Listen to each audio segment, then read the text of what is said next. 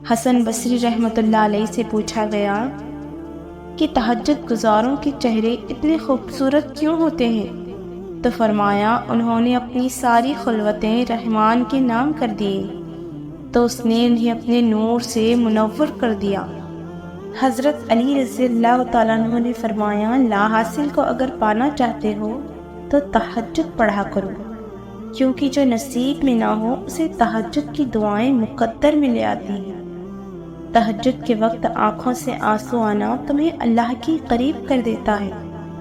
جب رات کے آخری پہر اللہ تمہیں خود چنتا ہے تہجد پڑھنے کے لیے، تو پھر سوچو وہ تمہیں خالی ہاتھ کیسے لوٹائے گا۔ اس لیے جب بھی رات کے آخری پہر آنکھ کھلے تو اسے بے وجہ مت سمجھنا، اس کا مطلب اللہ تم سے تہجد میں ملاقات کرنا چاہتا ہے۔ آپ اپنی نمازوں کا شیڈیول جتنا ٹھیک رکھتے ہیں آپ کی زندگی کا شیڈیول بھی اتنا ہی ٹھیک رہنے لگتا ہے۔ اگر آپ یہ سوچ کر پریشان ہیں کہ آپ کی رزق میں، آپ کی شادی میں، آپ کی جاب میں اور آپ کی دعاؤں میں تاخیر کیوں ہو رہی ہے، تو آپ اپنی نمازوں کی طرف دیکھیں، کیا وہاں تاخیر ہو رہی ہے؟ زندگی کو فکس کرنے کے لیے اپنی نمازوں کو پہلے فکس کرنا ہوتا ہے، پھر زندگی اپنے آپ ہی ترتیب میں آ جاتی ہے۔ تہجد کے وقت اللہ وہ دعائیں بھی سن لیتا ہے جسے دنیا ناممکن کا خطاب دے چکی ہوتی ہے۔ سجدے تو بعد میں آتے ہیں، تہجد کی نیت کر لینا ہی اللہ کو راضی کر دیتا ہے۔ تمہاری چاہت، تمہارا یقین تمہیں تہجد تک لاتا ہے۔ تمہیں یہ مشکلات دے کر سجدوں کے لیے چن لیا جاتا ہے۔ تم خود تہجد تک نہیں جاتے بلکہ تمہیں تہجد تک لایا جاتا ہے۔ تم خود سجدوں کو نہیں چنتے بلکہ تمہیں سجدوں کے لیے چن لیا جاتا ہے۔ اللہ آپ کی کہانی کو تہجد تک تب لاتا ہے جب وہ چاہتا ہے کہ میرا بندہ میرے سامنے اپنی جھولی پھیلائے تاکہ وہ اس کی مانگی ہوئی مرادوں کو پورا کرے۔ وقت اور حالات ہمیں ان راستوں پر چلنے پر مجبور کر دیتے ہیں جن سے ہمیں تکلیف پہنچتی ہے، لیکن وہ راستے ہماری بہتری کے لیے ہوتے ہیں۔ وقت بھی بدلتا ہے اور نصیب بھی، لوگ بھی بدلتے ہیں اور حالات بھی۔ جیسے اللہ آسمان پہ تاریکی کے رنگ ہمیشہ نہیں رکھتا اور اس کو دن کے رنگ برنگی اجالوں سے بھر دیتا ہے، ویسے ہی وہ ہچکیوں کو مسکراہٹوں میں بدل دیتا ہے۔ اور اگر وہ آپ کو تہجد تک لے آیا ہے تو سمجھ لیجئے کہ اب قبولیت کا وقت ہے۔ ان تمام کہانیوں کو مکمل ہونا ہے جن کا مکمل ہونا آپ کی نظر میں ناممکن تھا۔ جب تمہارا دل بغیر کسی وجہ کے اداس ہو تو سمجھ جاؤ تمہاری روح سجدہ مانگ رہی ہے۔ جب اللہ سے محبت ہو جاتی ہے تو نمازیں قضا کرنے والے بھی تہجد ادا کرنے لگ جاتے ہیں۔ اور جانتے ہو جو تہجد پڑھتے ہیں وہ اللہ کے لاڈلے بندے ہوتے ہیں، اور اللہ کیسے اپنے لاڈلے بندوں کی دعا کو رد کر سکتا ہے جو تم نے اس سے تہجد کے وقت مانگی ہو۔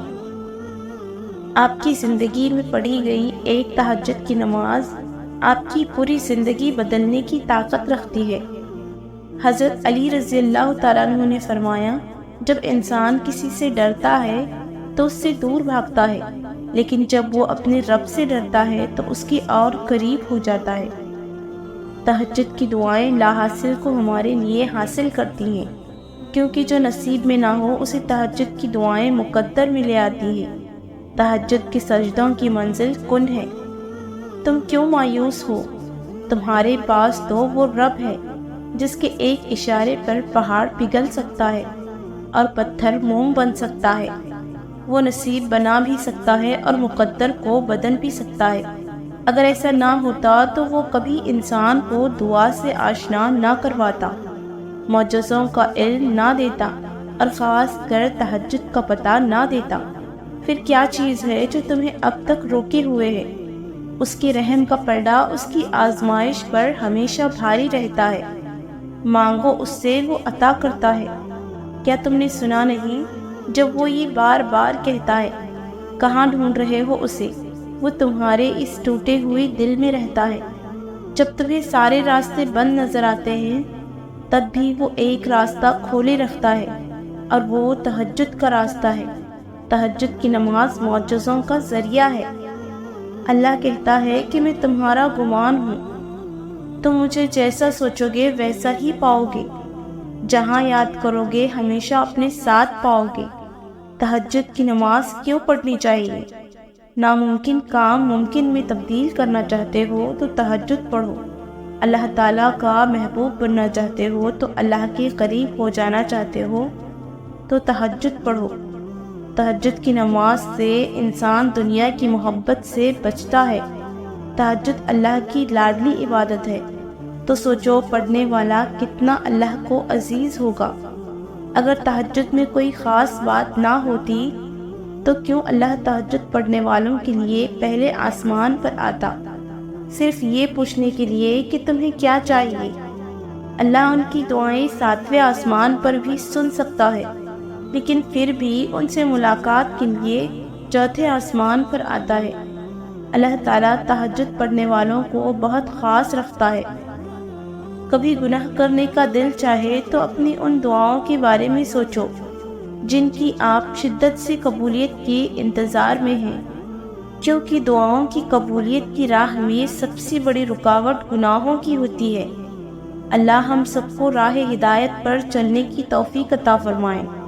تہجد پڑھنے والے کے لیے انکار کی گنجائش نہیں ہوتی، جو مانگ لیا گیا وہ مل جاتا ہے۔ سنو تہجد پڑھنے والوں، کچھ تو ہے جو ملنا ہے تمہیں۔ اللہ پاک نے اگر دل دعاؤں کی طرف موڑا ہے تو کچھ تو ہے جو اس نے بدلنے کا سوچا ہے۔ لا حاصل خواہشیں، ادھورے قصے، نامکمل خواب، کچھ بھی ناممکن نہیں رہتا جب بات تہجد کی دعاؤں پر آتی ہے۔ یوں ہی تو نہیں پا لیا تہجد کا سجدہ تم نے، کچھ تو ایسا ہے ناممکن جو تمہارے لیے ممکن ہونے والا ہے۔ تمہاری چاہت اور تمہارا یقین تمہیں تہجد تک لاتا ہے۔ تمہیں مشکلات دے کر سجدوں کے لیے چن لیا جاتا ہے۔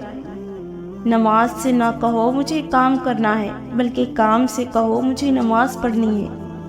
جو دل دوسروں کو تکلیف میں دیکھ کر بے قرار ہو جائے تو جان لو اس دل میں اللہ بستا ہے۔ جو آنسو تم نے تہجد میں بہائے ہیں ان کا اللہ کے پاس بہت بڑا اور بہترین اجر ہے۔ فرض نماز کے بعد تہجد ہی وہ واحد نماز ہے جو اللہ سے کن کہلوانے کی طاقت رکھتی ہے۔ یاد رکھنا تہجد کی دعا کبھی رد نہیں ہوتی، بس کبھی کبھار اللہ پاک آزماتا ہے آپ کے صبر کو، اور اگر پھر بھی دعا قبول نہیں ہو رہی تو یاد رکھنا کہ تم جو مانگ رہے ہو وہ تمہارے حق میں بہتر ہی نہیں ہے۔ تو جو تمہیں نہیں مل رہا اس کے بدلے میں اللہ کچھ اور دینے والا ہے جو تمہاری خواہش سے بھی بڑھ کر ہے، کیونکہ وہ تمہارا نہیں تمہارے رب کا فیصلہ ہے۔ تو بھلا رب کا فیصلہ غلط کیسے ہو سکتا ہے؟ تہجد کی نماز اتنی قیمتی ہے کہ اگر اللہ ہمیں یہ نماز نہ دیتا تو ہم کبھی سمجھ ہی نہیں پاتے کہ اللہ کی محبت کس کو کہتے ہیں۔ جن دعاؤں کی ابتدا تہجد سے ہوتی ہے ان دعاؤں کی تعبیریں بڑی کمال ہوتی ہے۔ تم روشنیوں کے رب کو تہجد میں پکارا کرو، وہ تمہیں معجزوں کی صبح عطا کر دے گا۔ اللہ سے محبت ایک دم نہیں ہو جاتی، بہت وقت لگتا ہے ہمیں اللہ تک پہنچنے میں۔ امیدیں ٹوٹتی ہیں، جان سے پیارے لوگ جدا ہوتے ہیں، تبھی تو جا کر اللہ کی طرف ایک قدم بڑھتا ہے۔ سنبھلنا کبھی بھی ایک رات کا قصہ نہیں ہوتا۔ نہ جانے کتنی راتوں کی دکھ اور درد سمیٹ کر ہم پرسکون نیند کرنا سیکھتے ہیں، مگر انسان بہت جلد باز ہوتا ہے۔ وہ کہتا ہے کہ وہ جو مانگ رہا ہے وہ اسے فوراً مل جائے اور ذرا سا بھی انتظار نہ کرنا پڑے، مگر وہ یہ بھول جاتا ہے کہ کئی بار اللہ نے اسے ہر وہ چیز عطا فرما دی ہے جو اس نے مانگی تھی، اور بے شک انسان بڑا ہی ناشکرا ہے۔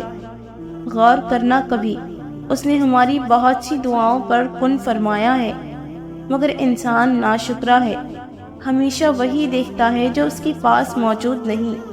کیا معلوم کل وہ دعا بھی قبول کر لی جائے جسے تم آج مانگ رہے ہو۔ جانتے ہو وہ رب دینے سے پہلے اپنے بندے کو اس نعمت کے لیے تیار کرتا ہے تاکہ بندے کو اللہ کی عطا کی قدر ہو۔ وہ ساری زندگی شکر گزار رہے، تو کیا جس نے ہمیشہ دیا ہے وہ اب نہیں دے گا؟ کبھی سوچا ہے کہ جو رب یہاں تک لایا ہے اس نے آگے بھی تمہارے لیے بہترین سوچا ہوگا؟ تو مانگو، بار بار مانگو، اسی واحد اللہ سے مانگو جس نے تمہیں پیدا کیا، جو تمہارا مالک ہے، تمہاری ہر مانگ پوری کرنے والا ہے۔